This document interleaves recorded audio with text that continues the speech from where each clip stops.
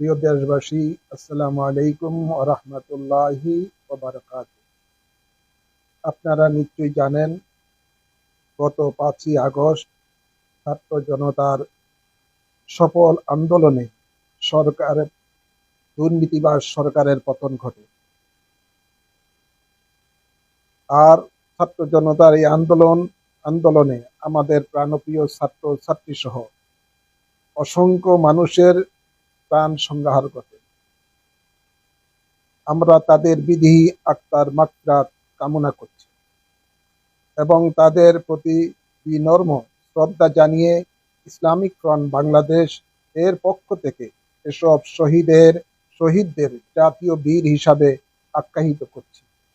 প্রিয় দেশবাসী, আমরা অত্যন্ত দুঃখজনকভাবে লক্ষ্য করছি, বিজয় আনন্দের নামে দেশব্যাপী চলছে লুটতরাজ, নৈরাজ্য, হাইজাক, ভাঙচুর, ধ্বংসাত্মক অগ্নিসংযোগ, মসজিদ মাদ্রাসা দখল, অলি আউলিয়াদের মাজার এবং অন্যান্য ধর্মাবলম্বীদের মন্দির, প্যাগোডা, গির্জা সহ বিভিন্ন উপাসনার ভাঙ্গার মতো গর্হিত কর্মকাণ্ড।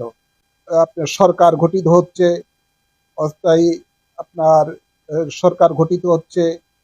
আমরা সেই সরকারের কাছে বিনত আহ্বান অনুরোধ করছি, যারা যেই সমস্ত জঙ্গিবাদীরা ইসলামের নামে পবিত্র স্থানসমূহ, মাজার শরীফ, বিভিন্ন মসজিদ মাদ্রাসা ভাঙচুর, লুটতরাজ করছে, অগ্নিসংযোগ করছে, এদেরকে কঠোর হস্তে দমনের জন্য সংশ্লিষ্ট সকলের প্রতি দৃষ্টি আকর্ষণ করছি।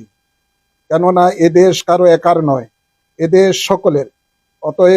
অতঃপর আমি দেশ ও জাতির, মাযহাব ও মিল্লাতে এর বৃহত্তর স্বার্থে আহলে সুন্নাত ওয়াল জামাতের আকীদা ভিত্তিক সকল রাজনৈতিক দল, বিভিন্ন দরবারের সাজ্জাদানশীন পীর মাশায়েখ, আলেম ওলামাদের এক ও অভিন্ন প্ল্যাটফর্মে একভূত হওয়ার জন্য উদাত্ত আহ্বান জানাচ্ছি।